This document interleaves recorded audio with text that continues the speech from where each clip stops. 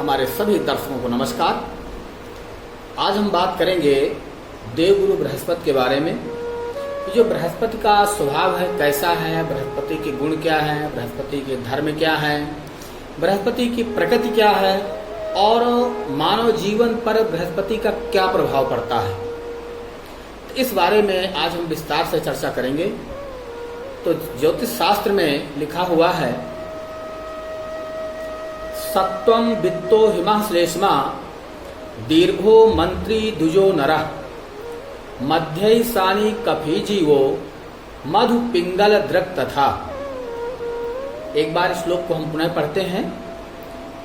सत्वं वित्तो हिमः श्लेष्मा दीर्घो मंत्री दुजो नरः मध्यैसानी कफी जीवो मधु पिंगल दृक् तथा। ये श्लोक है। अब इस श्लोक का नीचे अर्थ भी लिखा हुआ है, पर हम इस श्लोक के माध्यम से भी पहले आपको बता दें। सत्वम माने सतो गुण प्रधान, वित्तो मीन्स धनवान, धन को देने वाला, हिमः हिम माने होता है बर्फ, तो बर्फ का स्वभाव क्या है, ठंडा। तो हिमः बृहस्पति क्या है, ठंडे स्वभाव वाला है। श्लेष्मा दीर्घो, और जो बृहस्पति का जो कद है तो कैसा है, शरीर की जो आकृति है दीर्घो, बृहद शरीर वाला है। ग्रहों में दीर्घो मंत्री, ग्रहों में बृहस्पति को कौन सा पद प्राप्त है, मंत्री का पद प्राप्त है।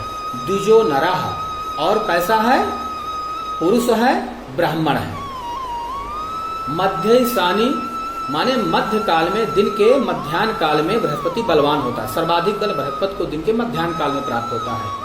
कफी जीवो, शरीर की जो प्रकृति है उसकी वह कफ प्रधान है। और जीवो, बृहस्पति को जीव कहा गया है क्योंकि जीवन देने वाला है। मधु पिंगल दृक् तथा, बृहस्पति के जो नेत्र हैं वो कैसे हैं, मधु पिंगल अर्थात शहद के समान भूरी आंखें। ऐसे बृहस्पति को इस श्लोक के माध्यम से उसका स्वरूप बताया गया है।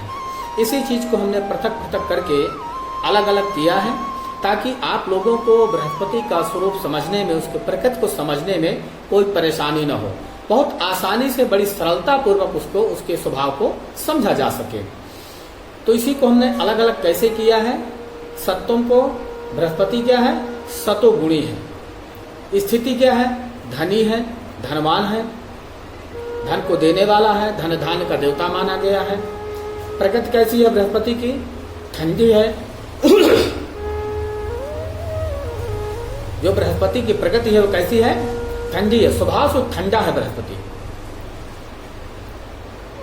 शारीरिक प्रकृति क्या है, बात प्रधान है। शरीर के अंदर जो बात होता है तो बात बृहस्पति के कारण होता है। अगर बात बिगड़ता है तो इसका मतलब कि बृहस्पति देवता बिगड़े हुए हैं।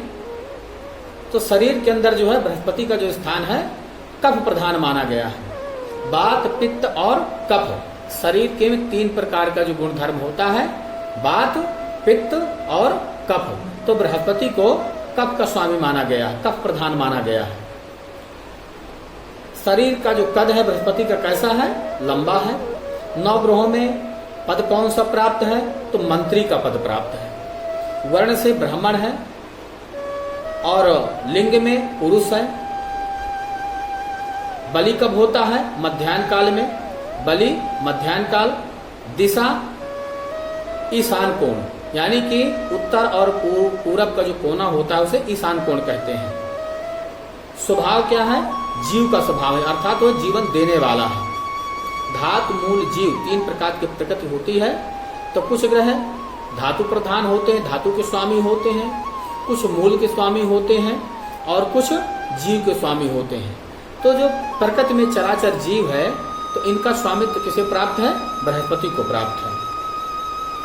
नेत्रों का रंग कैसा है, मधु पिंगल अर्थात भूरी आंखें हैं। इसी चीज को हमने हिंदी में इस श्लोक का अर्थ भी लिख दिया है ताकि इस श्लोक को भी समझ लें और उसका विश्लेषण भी कैसे करना है इसको भी समझ में आ जाए, और इस श्लोक का अर्थ क्या होता है ये भी समझ में आ जाए।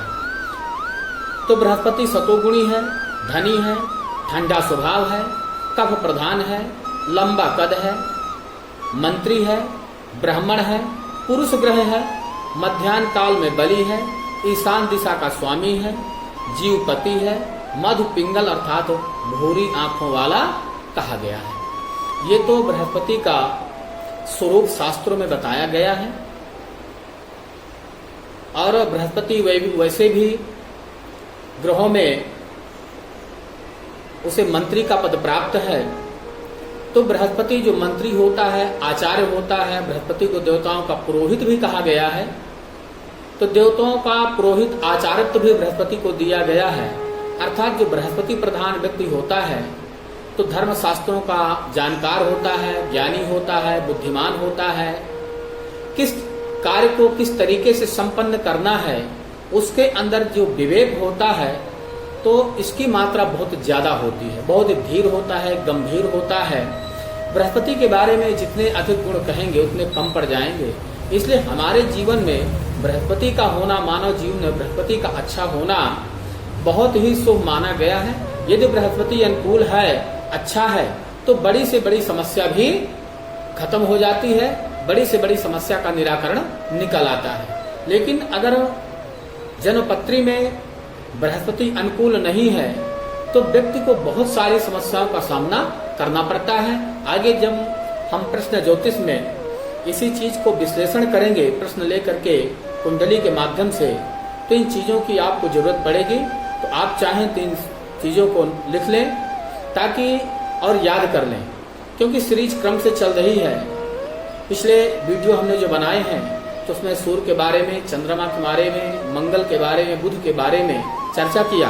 आज बृहस्पति के बारे में भी हमने चर्चा किया। तो ये 9 ग्रहों की सीरीज पूरी होने के बाद हम प्रश्न ज्योतिष में प्रवेश करेंगे। तो इन ग्रहों के प्रकृति को और स्वभाव को यदि आप समझ लेंगे तो आगे परेशानी नहीं होगी। इसलिए इन चीजों को याद जरूर कर लें और लिख लें, नोट्स बना लें, ताकि बार बार आपको देखने की समस्या ना हो। यदि हमारा वीडियो अच्छा लगे तो हमारे चैनल को सब्सक्राइब जरूर करें। और जो लोग नए हमारे चैनल में जुड़ रहे हैं तो उनसे हमारा आग्रह है कि हमारे चैनल को सब्सक्राइब जरूर करें, क्योंकि आपको बहुत थोड़ा समय लगेगा लेकिन इससे हमारी बहुत सी सहायता हो जाती है और हमारा आत्मविश्वास बढ़ जाता है। और नए नए हम रिसर्च करके वीडियो के माध्यम से आप लोगों तक पहुंचाने का प्रयास करते हैं। इसी के साथ नमस्कार।